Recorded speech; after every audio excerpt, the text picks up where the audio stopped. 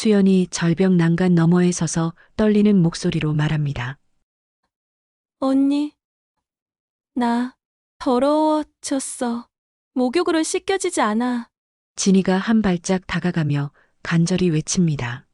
수연아, 너는 더럽지 않아. 내가 겪은 일은 내 잘못이 아니야. 절벽 아래 칠성파 조직원들이 나타나고 수연은 공포에 질려 더욱 뒤로 물러납니다. 진이는 동생과 조직원들 사이에서 선택의 기로에 놓이며 절규합니다. 수연아, 지금 당장 이쪽으로 와. 위험해. 수연이 뛰어내리려는 순간 진이가 몸을 날려 동생을 붙잡고 둘은 함께 쓰러집니다.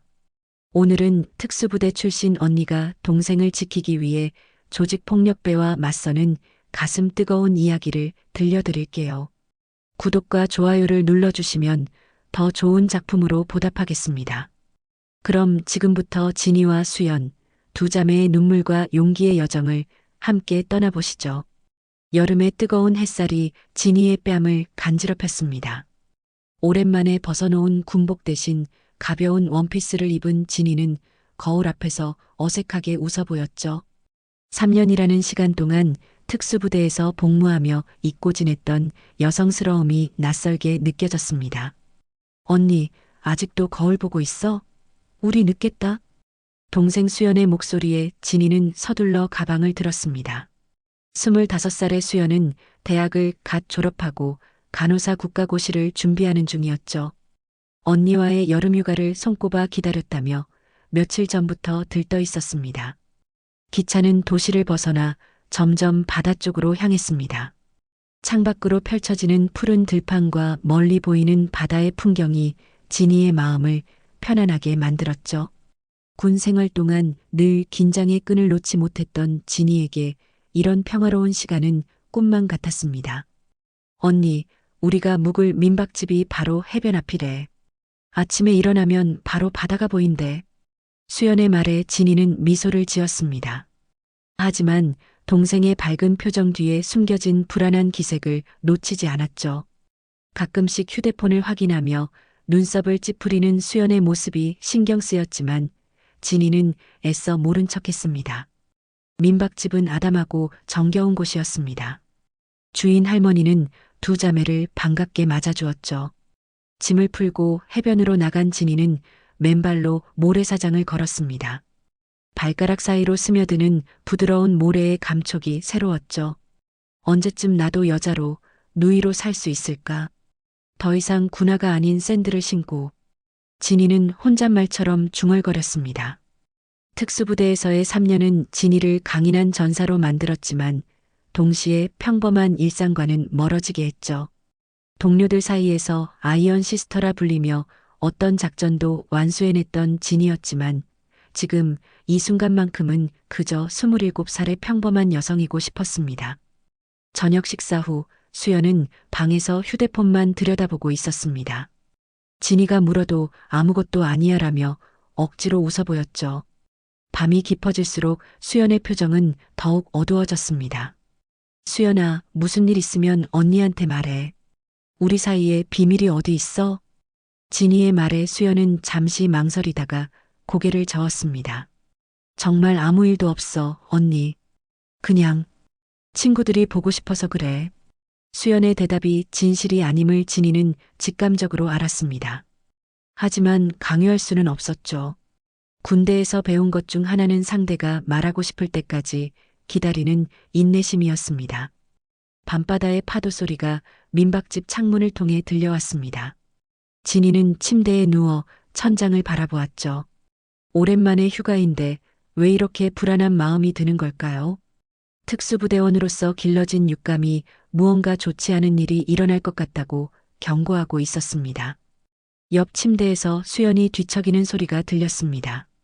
진이는 조용히 일어나 동생의 이불을 덮어주었죠. 수연의 얼굴에는 걱정의 그림자가 드리워져 있었습니다. 진이는 동생의 이마를 살짝 쓰다듬으며 속으로 다짐했습니다. 무슨 일이 있어도 수연을 지켜주겠다고. 창밖으로 보이는 바다는 달빛을 받아 은빛으로 반짝이고 있었습니다. 평화로워 보이는 이 피서지에서 과연 어떤 일이 기다리고 있을까요? 진이는 알 수 없는 예감에 잠을 이루지 못한 채 새벽을 맞이했습니다. 다음 날 아침 진이는 일찍 눈을 떴습니다. 수연은 아직 깊은 잠에 빠져 있었죠. 조용히 방을 나와 해변을 걸으며 진이는 어제의 불안한 예감을 떨쳐내려 했습니다. 아침 햇살에 반짝이는 바다는 그 어떤 위험도 없어 보였으니까요.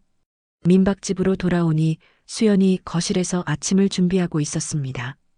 평소보다 밝은 표정이었지만 여전히 휴대폰을 수시로 확인하는 모습이 보였죠. 언니, 오늘 저녁에 대학 친구들이 이 근처에 온대. 같이 만나서 저녁 먹어도 될까? 수연의 부탁에 진이는 흔쾌히 허락했습니다. 동생이 친구들을 만나면 기분이 나아질지도 모른다는 생각에서였죠. 낮 동안 두 자매는 해변을 걸으며 조개를 줍고 모래성을 쌓으며 오랜만에 어린 시절로 돌아간 듯한 시간을 보냈습니다. 해가 서쪽으로 기울어갈 무렵 수연은 서둘러 준비를 시작했습니다. 평소와 달리 화장도 진하게 하고 옷도 신경 써서 골랐죠. 진이는 그런 동생을 보며 씁쓸하게 웃었습니다. 자신도 저 나이 때는 그랬을 텐데 군 생활이 그런 여유마저 앗아갔다는 생각이 들었습니다. 언니, 나 먼저 나가볼게. 친구들이 벌써 와 있대.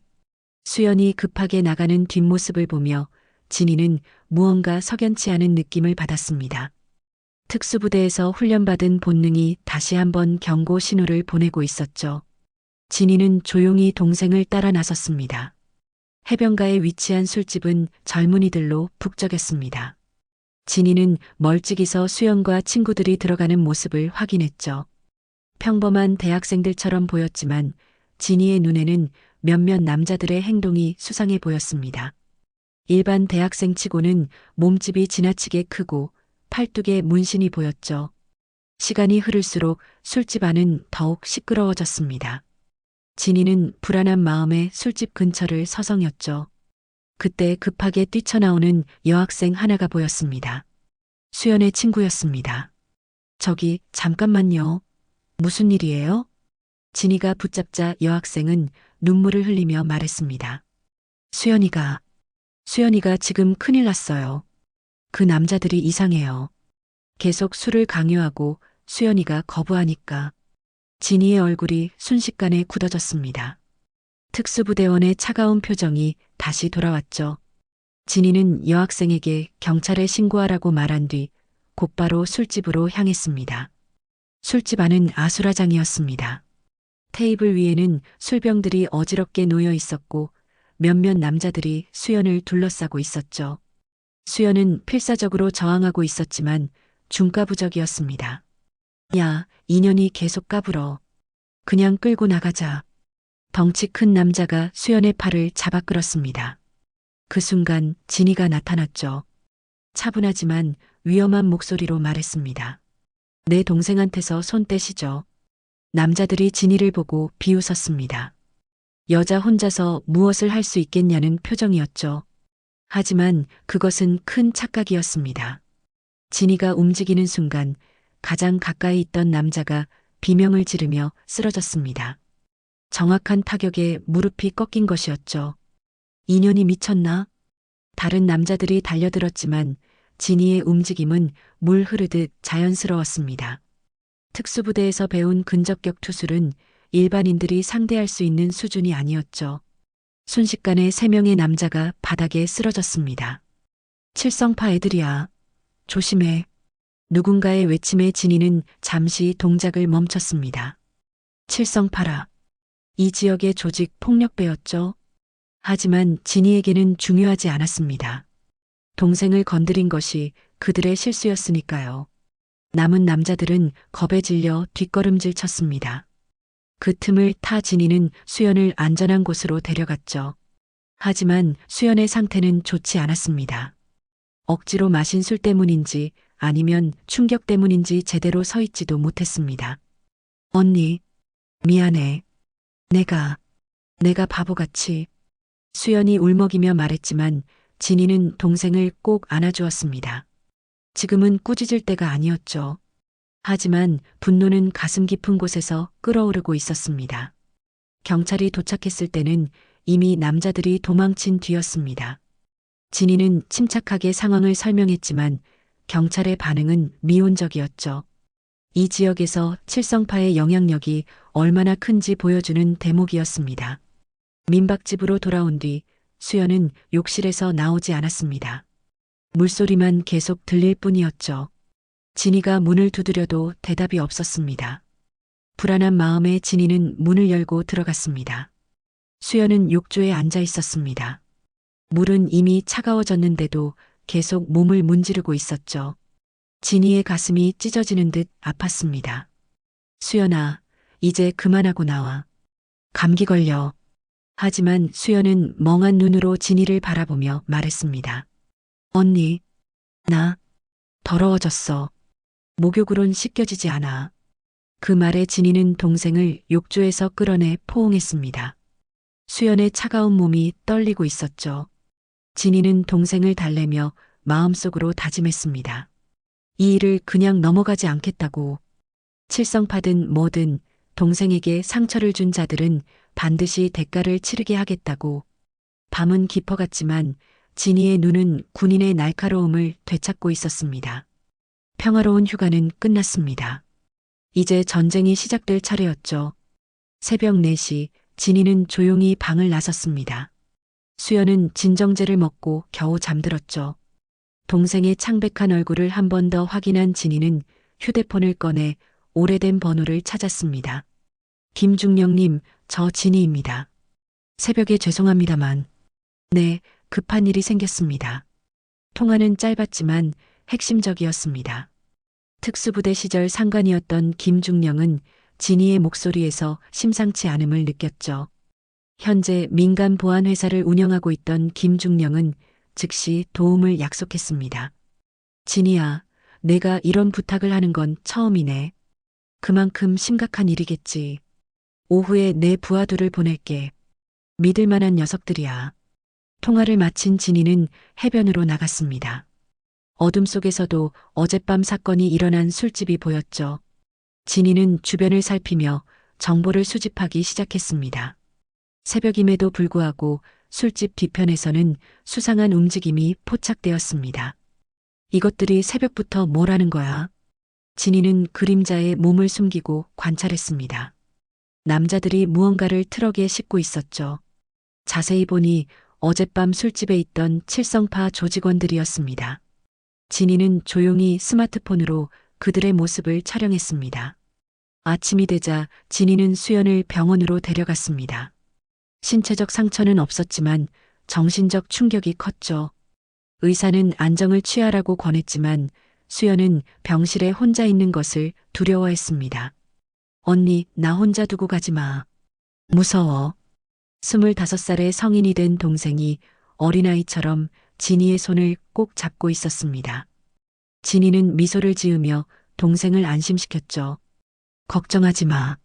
언니가 꼭 옆에 있을게. 그런데 수연아, 어제 그 남자들에 대해 뭐라도 아는 거 있니? 수연은 잠시 망설이다가 입을 열었습니다. 사실, 며칠 전부터 이상한 메시지를 받았어. 처음엔 그냥 친구인 줄 알았는데 점점 이상한 사진들을 보내고 어제는 안 나오면 그 사진들을 유포하겠다고. 진이의 눈빛이 차갑게 변했습니다. 단순한 음주 강요가 아니라 계획적인 범죄였던 것이죠. 진이는 침착하게 수연의 휴대폰을 확인했습니다. 메시지들은 교묘하게 수연을 협박하고 있었습니다. 오후가 되자 김중령이 보낸 요원들이 도착했습니다. 박 과장과 최 대리라고 자신들을 소개한 두 남자는 전직 특수부대원들이었죠. 진이와는 처음 만났지만 같은 부대 출신이라는 동질감이 있었습니다. 진이 대위님 이야기는 많이 들었습니다. 아이언 시스터의 전설은 아직도 부대에서 회자되고 있죠. 박 과장의 말에 진이는 쓴웃음을 지었습니다. 과거의 명성이 현재의 상황에서는 아무 의미가 없었으니까요. 과거 이야기는 됐고 지금 상황을 설명하겠습니다. 칠성파라는 조직이 이 지역에서 여성들을 대상으로 조직적인 범죄를 저지르고 있습니다. 제 동생도 그 피해자 중 하나고요. 진이는 수집한 정보를 요원들과 공유했습니다. 칠성파의 활동 패턴, 주요 거점, 그리고 어젯밤 촬영한 영상까지 박 과장은 태블릿으로 추가 정보를 검색하며 말했습니다. 칠성파는 이 지역에서 꽤 오래된 조직입니다. 표면적으로는 유흥업소를 운영하지만 뒤에서는 온갖 더러운 일을 하고 있죠. 최근에는 젊은 여성들을 타깃으로 한 디지털 성범죄에도 연루되어 있다는 정보가 있습니다. 최 대리가 덧붙였습니다. 경찰도 알고 있지만 지역 유지들과의 유착 때문에 제대로 단속이 안 되고 있습니다. 하지만 저희가 움직이면 이야기가 달라지죠. 진희는 고개를 끄덕였습니다. 이제 작전을 시작할 때였죠. 하지만 이것은 군사작전이 아니었습니다. 개인적인 복수였고 그만큼 더 치밀해야 했습니다. 이건 군사작전이 아니다. 내 가족을 건드린 놈들에 대한 사적 제재다. 진희의 차가운 선언에 두 요원은 서로를 바라보았습니다. 그들도 특수부대 출신이었기에 진희의 결의가 얼마나 단단한지 알 수 있었죠. 저녁이 되자 진희는 수연을 안전한 곳으로 옮겼습니다. 김중령이 마련한 안전가옥이었죠. 경비 요원이 24시간 지키는 곳이었기에 수연도 조금은 안심할 수 있었습니다. 언니, 어디 가는 거야? 위험한 일 하는 거 아니지? 수연의 걱정스러운 물음에 진희는 부드럽게 미소 지었습니다. 그냥 잠깐 볼 일이 있어서. 언니 걱정하지 말고 푹 쉬어. 여기는 안전하니까. 진희는 검은색 운동복으로 갈아입었습니다. 오랜만에 꺼낸 전술 장비들을 점검하며 진희는 다시 한번 군인의 몸과 마음을 되찾았죠. 박 과장이 준비한 차량에는 필요한 장비들이 모두 실려 있었습니다. 대위님, 우선 정찰부터 하시죠. 칠성파의 본거지로 추정되는 곳이 세 군데 있습니다. 진희는 지도를 펼쳐 확인했습니다. 해변가 술집, 항구 근처의 창고, 그리고 언덕 위의 별장. 각각의 위치는 전략적으로 연결되어 있었죠. 진희의 머릿속에서는 이미 작전 계획이 그려지고 있었습니다. 오늘은 정찰만 합니다. 적을 알아야 이길 수 있으니까요. 하지만 진희의 눈빛이 날카롭게 빛났습니다. 만약 그들이 또 다른 피해자를 만들려 한다면 그때는 가만히 있지 않을 겁니다. 차는 어둠 속으로 사라졌습니다. 평화로웠던 피서지에 전운이 감돌기 시작했죠. 칠성파는 아직 모르고 있었습니다. 자신들이 건드려서는 안 될 존재를 건드렸다는 것을, 그리고 그 대가가 얼마나 혹독할지를 말이죠. 어둠에 쌓인 항구 창고 앞, 진희는 쌍안경으로 내부를 관찰하고 있었습니다. 박 과장이 수집한 정보대로 칠성파 조직원들이 분주하게 움직이고 있었죠. 그런데 창고 깊숙한 곳에서 나타난 한 남자의 모습에 진희는 숨을 멈췄습니다. 조팔복. 진희의 입에서 나온 이름은 떨림으로 가득했습니다. 60대 중반으로 보이는 그 남자는 분명 조팔복이었죠. 3년 전 특수부대 비밀작전 중 전사한 동료 조현우의 아버지였습니다. 한때는 성실한 회사원이었던 조팔복이 왜 이곳에 있는 걸까요? 대위님, 저 사람이 칠성파의 부두목입니다. 1년 전부터 급속히 세력을 키웠다고 하는데 박 과장의 설명을 들으며 진희는 혼란스러워했습니다. 현우의 장례식에서 오열하던 조팔복의 모습이 아직도 생생했으니까요. 아들을 잃은 슬픔이 그를 이렇게 변하게 만든 걸까요? 진희는 조팔복의 움직임을 더 자세히 관찰했습니다. 조직원들을 지휘하는 모습이 제법 능숙했죠. 그리고 그의 사무실로 보이는 곳에는 무언가 많은 자료들이 쌓여 있었습니다. 최 대리, 저 사무실에 뭐가 있는지 확인할 수 있겠습니까? 최 대리가 드론을 날려 창문 너머를 촬영했습니다. 화면에 잡힌 것은 놀랍게도 진희와 관련된 자료들이었죠. 군 복무 시절 사진, 제대 후 행적, 심지어 이번 휴가 일정까지 상세히 적혀 있었습니다. 이게 무슨... 박 과장도 놀란 표정이었습니다. 단순한 우연이 아니었던 것이죠. 수연을 노린 것도 처음부터 진희를 겨냥한 계획이었을 가능성이 커 보였습니다. 그때 조팔복이 전화를 받는 모습이 보였습니다. 음향 수집 장비로 대화 내용을 들어보니 충격적인 내용이었죠. 그래, 계획대로 진행해. 그년의 동생은 미끼였을 뿐이야.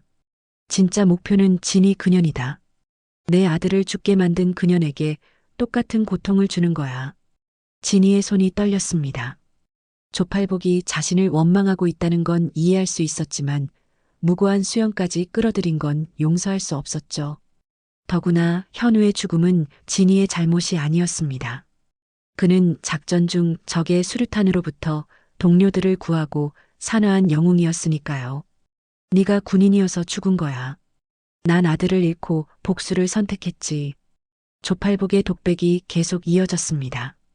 아들의 죽음 이후 모든 것을 잃었다고, 복수만이 삶의 이유가 되었다고.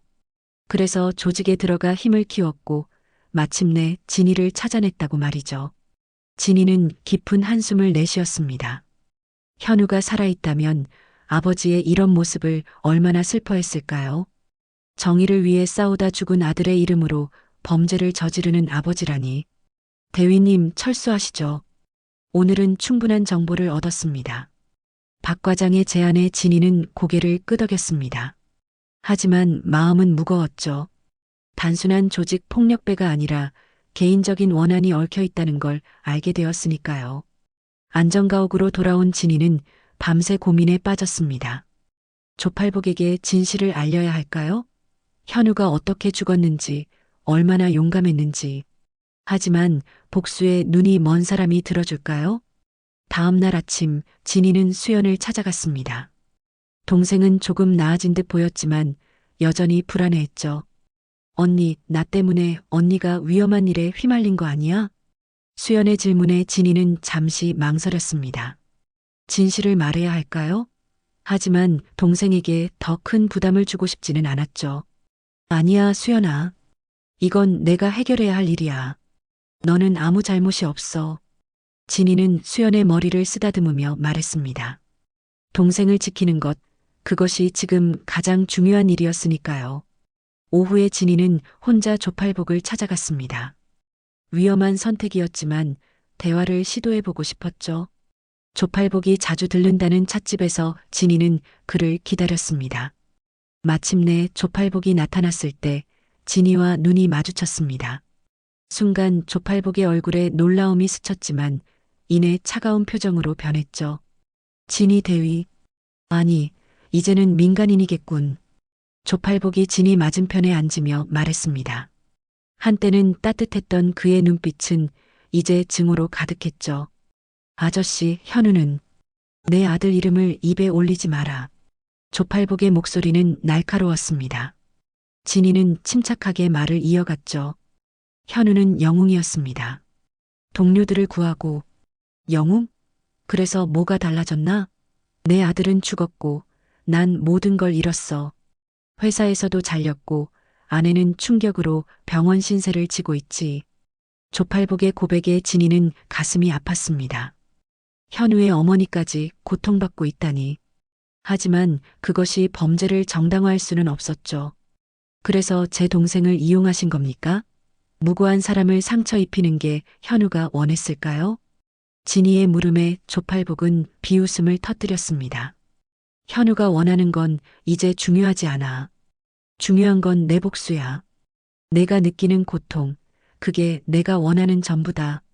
대화는 더 이상 의미가 없었습니다. 진이는 자리에서 일어났죠. 조팔복을 설득할 수 없다면 다른 방법을 써야 했습니다. 아저씨, 한 가지만 알아두세요. 전 현우를 지키지 못한 걸 평생 후회하고 있습니다. 하지만 수연은 다릅니다. 제 동생은 제가 목숨 걸고 지킬 겁니다. 진이가 나가자 조팔복은 주먹을 불끈 쥐었습니다. 복수는 이제 시작일 뿐이었죠. 그는 휴대폰을 꺼내 부하들에게 지시를 내렸습니다. 진이와의 전면전을 준비하라고. 찻집을 나온 진이는 불길한 예감에 휴대폰을 확인했습니다. 안전가옥에서 보낸 긴급 메시지가 도착해 있었죠. 수연이 사라졌다는 내용이었습니다. 경비 요원이 잠시 화장실에 간 사이 수연은 창문으로 도망쳤다고 했습니다. 수연이가 왜? 진이는 곧바로 수연에게 전화를 걸었지만 연결되지 않았습니다. 그때 문자 메시지가 도착했죠. 언니 미안해. 더 이상 언니한테 짐이 되고 싶지 않아. 내가 알아서 해결할게. 진희의 얼굴이 창백해졌습니다. 수연이 무슨 짓을 하려는 걸까요? 급하게 박 과장에게 연락하여 수연의 위치를 추적해달라고 부탁했습니다. 대위님, 수연 씨의 휴대폰 신호가 해변 절벽 근처에서 잡힙니다. 그런데 그곳은 박 과장의 말이 끝나기도 전에 진희는 뛰기 시작했습니다. 해변 절벽은 자살 명소로 악명이 높은 곳이었죠. 수연이 극단적인 선택을 하려는 건 아닐까 하는 두려움이 진희를 짓눌렀습니다. 절벽에 도착했을 때 수연은 난간 너머에 서 있었습니다. 바람에 흩날리는 머리카락 사이로 보이는 얼굴은 너무나 지쳐 보였죠. 진희는 조심스럽게 다가가며 말했습니다. 수연아, 거기서 내려와. 언니랑 이야기하자.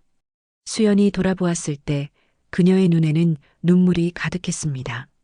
언니, 나 더러워졌어. 목욕으론 씻겨지지 않아. 수연의 말에 진희의 가슴이 찢어지는 듯 했습니다. 동생이 겪은 상처가 얼마나 깊은지 다시 한번 실감했죠. 진희는 천천히 다가가며 말했습니다. 수연아, 너는 더럽지 않아. 내가 겪은 일은 내 잘못이 아니야. 나쁜 건 그 인간들이지, 너가 아니야. 하지만 수연은 고개를 저으며 한 발 더 뒤로 물러났습니다. 절벽 아래로는 거센 파도가 몰아치고 있었죠. 난 간호사가 되고 싶었어. 사람들을 돕고 싶었는데 이제 그럴 자격도 없어. 엄마 아빠한테도 얼굴을 못 들겠어. 수연의 절망적인 목소리에 진희는 눈물을 참으며 말했습니다. 수연아, 넌 여전히 자격이 있어. 이 일로 내 꿈이 사라지는 게 아니야. 오히려 이런 아픔을 겪었기 때문에 다른 사람의 아픔을 더 잘 이해할 수 있을 거야. 그때였습니다. 절벽 아래에서 검은 차량 여러 대가 나타났죠. 칠성파 조직원들이었습니다. 조팔복이 진희를 미끼로 사용하려는 것이 분명했습니다. 수연아, 지금 당장 이쪽으로 와. 위험해. 진희의 외침에 수연도 상황의 심각성을 알아차렸습니다. 하지만 이미 늦었죠. 조직원들이 절벽 위로 올라오기 시작했습니다. 진희는 수연을 보호하며 싸울 준비를 했습니다. 언니한테서 손 떼. 내가 원하는 건 나야. 수연이 용기를 내어 외쳤지만 조직원들은 비웃을 뿐이었습니다. 그들의 목표는 처음부터 진희였으니까요. 진희는 수연을 뒤로 보호하며 조직원들과 맞섰습니다. 싸움은 치열했습니다.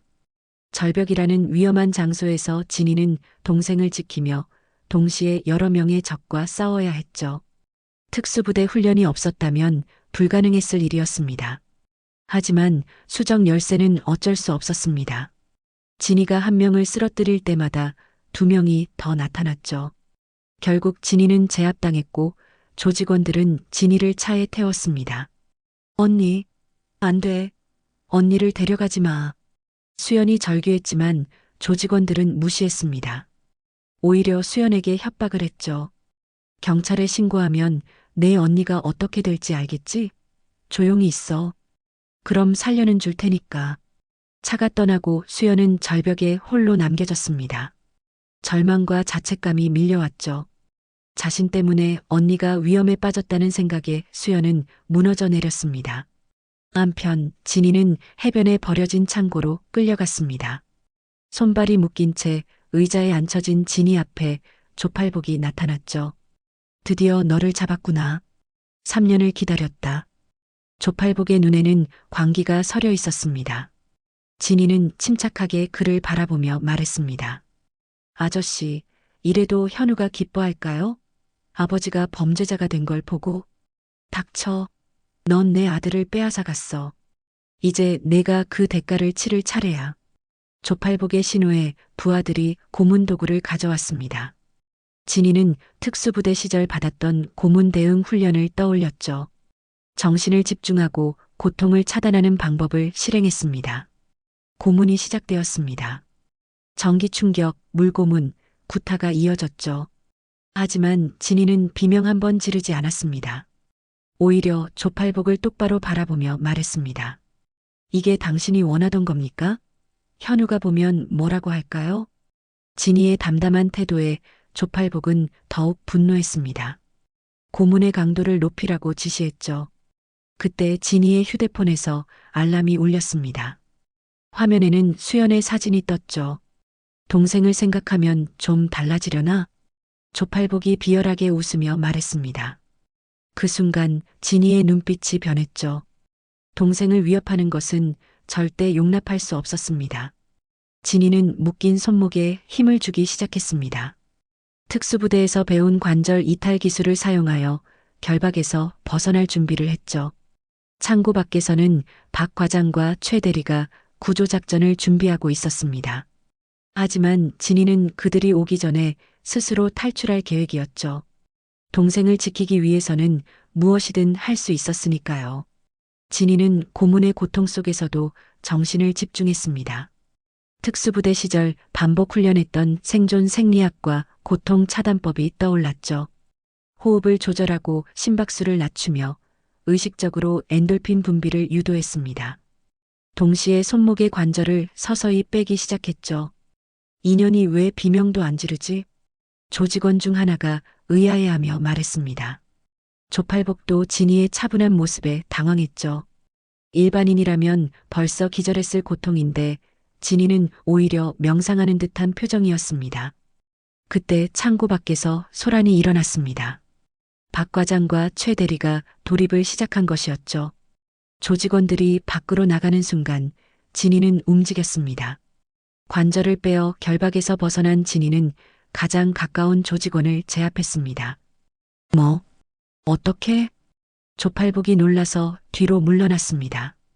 진희는 제압한 조직원의 무기를 빼앗아 다른 이들을 견제했죠.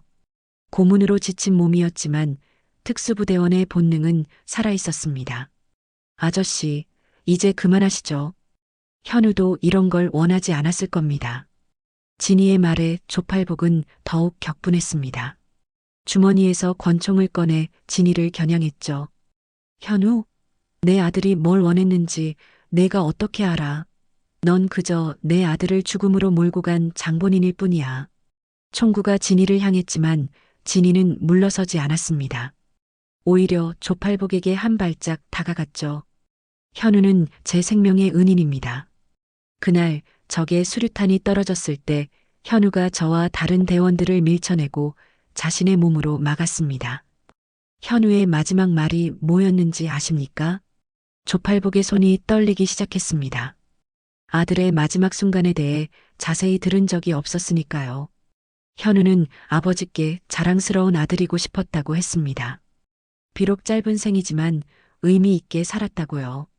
그리고 저에게 부탁했습니다. 아버지가 자신을 자랑스러워 하실 수 있도록 진실을 전해달라고. 조팔복의 눈에서 눈물이 흘렀습니다. 총을 든 손이 점점 내려갔죠. 그때 병원에서 연락이 왔습니다. 수연이 의식을 잃고 쓰러져 응급실로 실려왔다는 소식이었습니다. 수연이가. 진희의 얼굴이 창백해졌습니다. 박 과장이 창고로 들어와 상황을 정리하는 동안 진희는 곧바로 병원으로 향했죠. 조팔복은 무너져 내려 바닥에 주저앉았습니다. 복수에 눈이 멀어 아들의 진짜 마음을 보지 못했다는 자책감이 밀려왔죠. 병원 응급실에서 진희는 초조하게 기다렸습니다. 의사가 나와 설명했죠. 극도의 스트레스로 인한 쇼크 상태입니다. 다행히 생명에는 지장이 없지만 정신적 치료가 필요할 것 같습니다. 진희는 안도의 한숨을 쉬었습니다. 중환자실로 옮겨진 수연의 곁을 지키며 진희는 동생의 손을 꼭 잡았죠. 수연아, 미안해. 언니가 더 잘 지켜줬어야 했는데.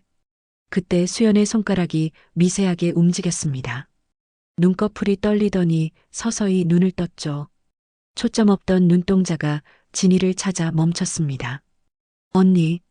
수연의 목소리는 너무나 작고 약했습니다. 진희는 동생의 손을 더욱 꼭 잡으며 말했죠. 그래, 언니 여기 있어. 이제 안전해. 다 끝났어. 수연의 눈에서 눈물이 흘렀습니다. 미안함과 안도감이 뒤섞인 눈물이었죠. 진희는 동생의 눈물을 닦아주며 말했습니다. 울지 마. 넌 잘못한 게 없어. 언니가 항상 지켜줄게. 병실 밖에서는 박 과장이 상황을 정리하고 있었습니다. 칠성파 조직원들은 대부분 체포되었고 조팔복도 자수를 결심했다고 했죠. 하지만 진이에게는 그런 것들이 중요하지 않았습니다. 지금은 오직 수연의 회복만이 중요했으니까요. 며칠 후 수연의 상태가 호전되었습니다. 병실 탁자에는 편지 한 통이 놓여 있었죠. 수연이 정신을 잃기 전에 쓴 것이었습니다. 언니, 나는 언니를 정말 존경해요. 언니처럼 강하고 멋진 사람이 되고 싶었어요. 비록 지금은 무너졌지만 언젠가는 다시 일어설 거예요. 간호사가 되어서 다른 사람들을 돕고 싶어요. 언니가 나라를 지켰듯이 저도 아픈 사람들을 지키고 싶어요. 편지를 읽으며 진이는 다시 한번 눈물을 흘렸습니다. 동생이 이렇게 강한 아이였다니. 비록 상처를 입었지만 그 상처가 수연을 더 강하게 만들 것이라고 진이는 믿었습니다. 조팔복이 병원을 찾아왔을 때 진이는 잠시 망설였습니다. 하지만 현우라면 용서했을 거라는 생각에 면회를 허락했죠. 조팔복은 깊이 고개를 숙였습니다. 미안하다. 내가 아들의 뜻을 욕되게 했구나. 현우가 자랑스러워할 아버지가 되지 못했어. 진이는 조용히 고개를 끄덕였습니다. 용서는 쉽지 않겠지만 증오의 사슬은 끊어야 했으니까요. 현우도 그것을 원했을 겁니다. 병실 창밖으로 보이는 하늘은 맑았습니다. 폭풍은 지나갔고 이제 새로운 시작을 할 때였죠. 수연이 진이의 손을 잡으며 작게 미소 지었습니다. 자매는 서로를 바라보며 무언의 약속을 나눴습니다. 함께 이겨내고 함께 일어서겠다고.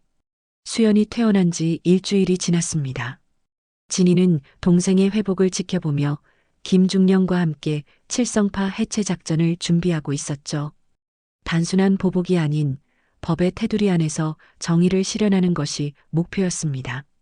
진이야, 우리가 수집한 증거들이 상당해. 불법 촬영, 미성년자 유인, 강요에 의한 술집 영업까지. 이 정도면 검찰도 움직일 수밖에 없을 거야.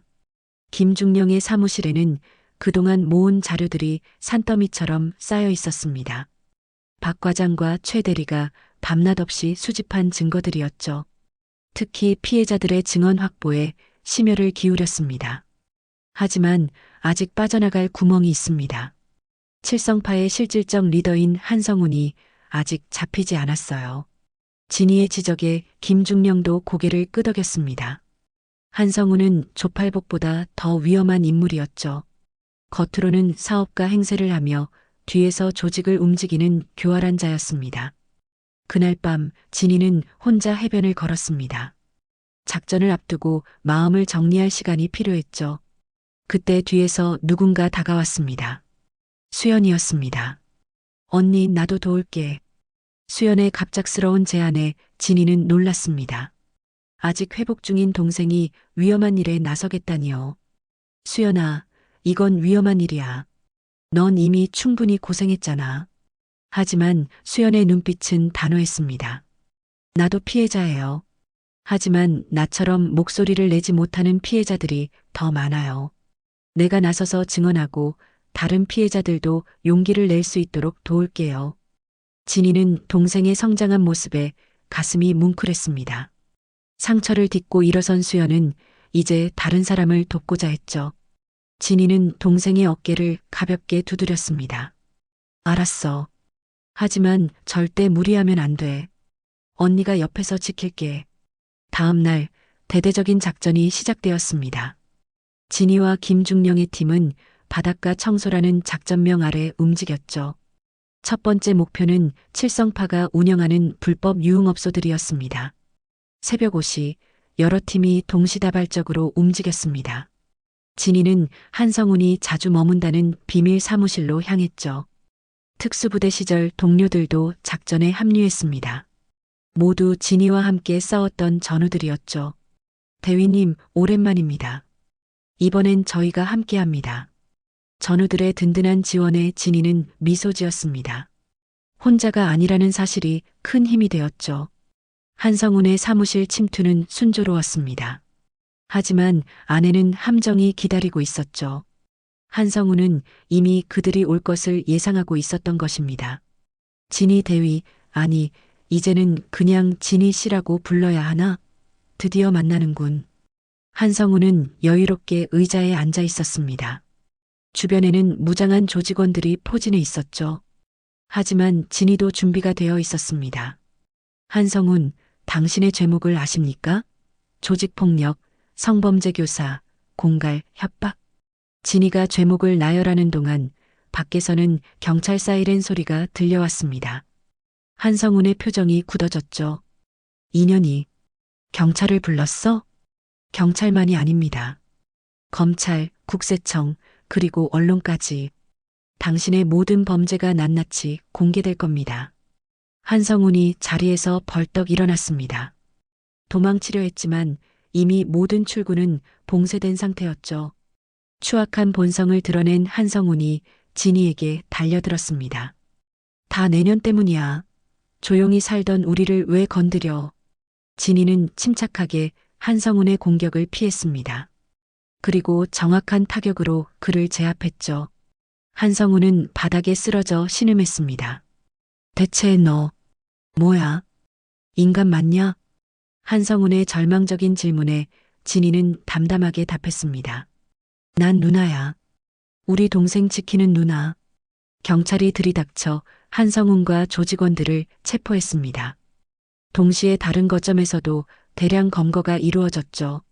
칠성파는 하루아침에 와해되었습니다. 작전이 끝난 후 진희는 해변에서 수연을 만났습니다. 수연은 다른 피해자들과 함께 기자회견을 준비하고 있었죠.